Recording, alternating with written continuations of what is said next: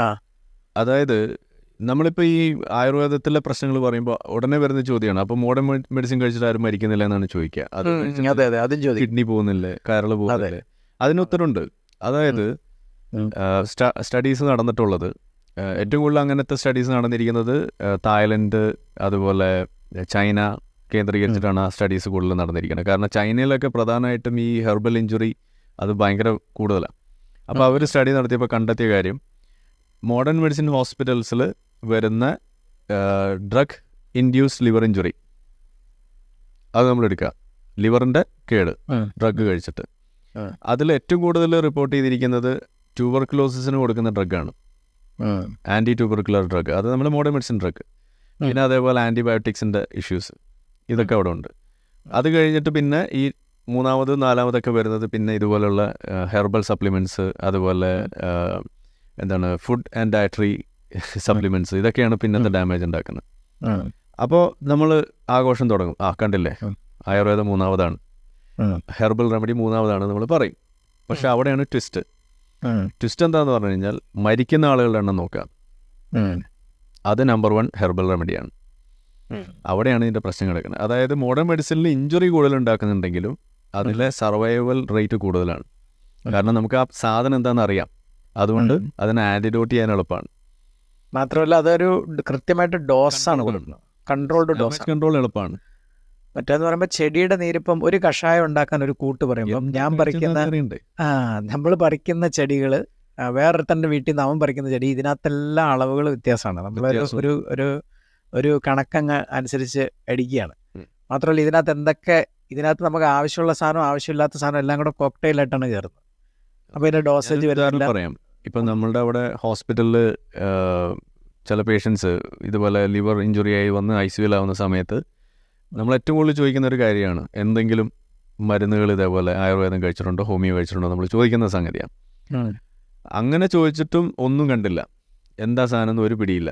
അങ്ങനെ ഇരിക്കാൻ നമ്മൾ ഡോക്ടർ ആബിയുടെ കൂടെ ഞങ്ങൾ റൗണ്ട്സിന് പോകുമ്പോഴുള്ള കഥയാണ്. അങ്ങനെ ആബി ചോദിക്കുകയാണ്, നിങ്ങൾ വേറെ എന്തെങ്കിലും സാധനം പറമ്പിൽ നിന്ന് പറിച്ച് കഴിച്ചോ എന്ന് ചോദിച്ചപ്പോൾ ആൾ പറഞ്ഞത് എന്തോ ഒരു കൂണ് പറിച്ച് കഴിച്ചെന്നാണ് പറഞ്ഞത്. അങ്ങനെ അത് കൊണ്ടുവന്ന് അത് പരിശോധിച്ച് നോക്കുമ്പോൾ അതൊരു പോയിസണസ് കൂണായിരുന്നു. ശരി. അപ്പോൾ അത് മനസ്സിലായപ്പോൾ അതിനുള്ള ബാക്കി പണി നമുക്കെടുക്കാം.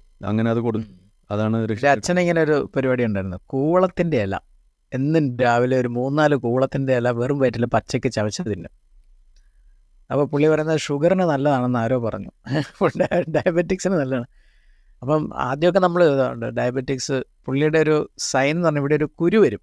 ഈ കുരു വന്നു കഴിഞ്ഞാൽ ഡയബറ്റിക്സ് കൂടി. അതിങ്ങനെ പിടിച്ചു നോക്കുമ്പോൾ ഈ കൂവളത്തില കഴിച്ച് 2 ദിവസം കഴിയുമ്പോഴത്തേനും കുരു പോകും. കണ്ടോ, ഇത് എഫക്റ്റീവാണ്. അപ്പോൾ നമ്മളിതൊക്കെ കേട്ട് കഴിഞ്ഞപ്പോൾ ഞാൻ പോയിട്ട് അച്ഛനെ പേടിപ്പിച്ചത്, അതായത് സംഭവം ഇതിനകത്ത് എന്നാ ഉണ്ടെന്ന് അറിയത്തില്ല, എന്നെ ചവച്ച് തിന്നതെന്ന് അറിയത്തില്ല. അപ്പോൾ പുള്ളി നിർത്തി ഇപ്പോൾ പരിപാടി, ഇപ്പോൾ കഴിക്കുന്നില്ല. പക്ഷേ നമുക്കറിയത്തില്ല ഇത് ഇങ്ങനത്തെ ഇലകളൊക്കെ ആൾക്കാർ പറിച്ച് കഴിക്കുമ്പോഴേ, നമ്മൾ ഒരാൾ പറഞ്ഞു ഇത് കഴിച്ചാൽ മതി, മറ്റേത് കഴിച്ചാൽ മതി, അതിനകത്ത് എന്താണ് സംഭവം എന്ന് ആൾക്കാർ അറിയത്തില്ല. അപ്പോൾ ഇങ്ങനത്തെ ഡാമേജുകൾ വരാനുള്ള സാധ്യതയുണ്ട്. അപ്പോൾ ഇതിൽ നമുക്ക് പറയുന്നത്രേ ഉള്ളൂ, നിങ്ങൾ മോഡേൺ മെഡിസിൻ്റെ കുഴപ്പമില്ലേ, ആയുർവേദത്തിന് മാത്രമല്ലേ ഉള്ളൂ എന്ന് ചോദിക്കുമ്പോൾ ഒറ്റ കാര്യമേ ഉള്ളൂ, കുഴപ്പമില്ലാത്തതിനുണ്ട്. മരണനിരക്ക് കൂടുതൽ ഹെർബൽ റെമഡി കഴിച്ചപ്പോഴാണ്. അത് മോഡേൺ മെഡിസിൻ അല്ല. കാരണം അതിൽ ഇഞ്ചുറി ഉണ്ടായാലും രക്ഷിക്കാൻ പറ്റും, ഇതിൽ രക്ഷിക്കാൻ കഴിയില്ല, പോയതാണ്. മാത്രമല്ല, ഇപ്പോൾ ഈ ആൽക്കഹോളിക് ലിവർ ഇഞ്ചുറി നമ്മൾ എടുക്കുകയാണെന്നുണ്ടെങ്കിൽ, ഒരാൾ ആൽക്കഹോൾ കഴിച്ചിട്ട് അയാളുടെ ലിവറിൽ ഒരു ഇഞ്ചുറി വരാൻ 10 വർഷം വേണമെന്ന് വിചാരിക്കാം. അരിഷ്ടം കുടിച്ചോ കഷായം കഴിച്ചോ നിങ്ങൾക്ക് ലിവറിന് ഇഞ്ചുറി വരാൻ 6 മാസം വേണ്ട. അതാണ് വ്യത്യാസം. അപ്പോൾ സൂക്ഷിക്കുക. അതാണ് നമുക്ക് പറയാനുള്ളത്. പിന്നെ ബേസിക്കായിട്ട് ഇപ്പം ഇനി എനിക്ക് ചോദിക്കാനുള്ളത്, ഇപ്പോൾ ഏതായാലും ഈ ആയുർവേദമൊക്കെ പഠിച്ച് ഇത്രയും എനിക്ക് തോന്നുന്നു ഈ ആയുർവേദ വിമർശനവും പറഞ്ഞു ഒരു സാധനം അവസാനിപ്പിക്കാം. അത് ഈ എവിഡൻസ് ബേസ്ഡ് മെഡിസിൻ പറഞ്ഞപ്പോഴാണ് ഇവിടേക്ക് വന്നത്. പറഞ്ഞത് ഇത്രയേ ഉള്ളൂ.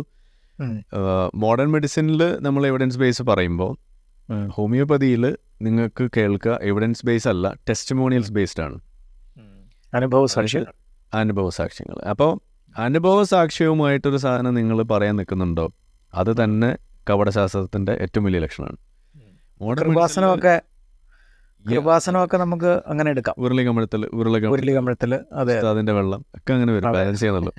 അപ്പോൾ നിങ്ങൾക്ക് ഇത് ക്ലിയർ ആണ്. അതായത് മോഡേൺ മെഡിസിൻ മേഖലയിൽ ഒരു കാര്യം പോലും ഇപ്പോൾ നമ്മൾ അവിടെ ഹോസ്പിറ്റലിൽ പല കാര്യങ്ങളും ഡിസ്കസ് ചെയ്യുന്ന സമയത്ത് നമ്മൾ ഒരിക്കലും പറയുന്നത് അവിടെ ഒരു ഡോക്ടർ അങ്ങനെ പറഞ്ഞു, ഇവിടെ ഒരു ഡോക്ടർ ഇങ്ങനെ പറഞ്ഞു, അവിടെ ഒരു പേഷ്യൻ്റ്, എൻ്റെ ഒരു പേഷ്യൻ്റ് അങ്ങനെ കൂടെ ഇങ്ങനെ പറഞ്ഞിട്ടല്ല അവിടെ ഒരു കാര്യം പോലും തീരുമാനം എടുക്കുന്നത്.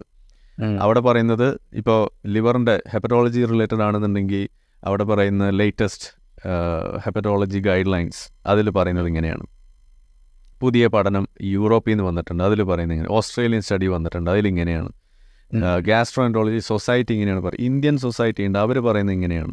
ഇങ്ങനെ societies, health care bodies, research bodies, പുതിയ പബ്ലിഷ് പേപ്പേഴ്സ്, അതിൻ്റെ സിസ്റ്റമാറ്റിക് റിവ്യൂ. അപ്പോൾ എവിഡൻസ് എന്ന് പറയുന്ന ഒരു പിരമിഡായിട്ട് നിങ്ങൾ കണക്കാക്കുകയാണെന്നുണ്ടെങ്കിൽ അതിൽ ഏറ്റവും താഴെ വരുന്ന സാധനമാണ് ഈ ടെസ്റ്റിമോണിയൽസ്, അനുഭവ സാക്ഷി എന്ന് പറയുന്നത്. അതിന് വാല്യൂ ഉണ്ടോ വെച്ചാൽ ഉണ്ട്. ഒരു പഠനത്തിന് തുടക്കമിടാൻ അത് മതി. പക്ഷേ അത് ഗൈഡ് ലൈനായി മാറി നിങ്ങൾക്ക് പാരസെറ്റമോൾ കൊടുക്കണമെന്നുണ്ടെങ്കിൽ, ഗോരാജനാദി ഗുളിക കൊടുക്കണമെങ്കിൽ, ആഴ്സനിക് ആൽബം കൊടുക്കണമെങ്കിൽ അത് ഈ പിരമിഡിൻ്റെ ടോപ്പിലെത്തണം. ആ ഒരു റേസ് അതിൽ പാരസെറ്റമോൾ മാത്രമേ അതിൻ്റെ മുകളിലേക്ക് എത്തുന്നുള്ളൂ. ഈ ഗോരാജനാദി ഗുളികയായാലും ആഴ്സനിക് ആൽബം, വെലഡോണ ഇതൊക്കെയാണെങ്കിലും ഇടയ്ക്ക് വെച്ച് താഴെ പോവുകയാണ്. അതാണ് ഇവിടുത്തെ വിഷയം. അതാണ്. അപ്പോൾ ഈ 3 കാര്യങ്ങളും തന്നെയാണ് ഈ സയൻറ്റിഫിക് റീസൺസ് എന്ന് പറഞ്ഞിട്ട് നമുക്ക് ആദ്യം തന്നെ തള്ളാനുള്ള കാരണങ്ങൾ. അതിൽ ഇത് ഫെയിലാണ്, അട്ടർലി ഫെയിലിംഗ്. ഇനിയുള്ള ഒരു പ്രാക്ടീസ് ചെയ്തിരുന്ന ഒരു ഹോമിയോ ഡോക്ടറാണ് ഇത് വെളിപ്പെടുത്തുന്നത് എന്നുള്ളതാണ്.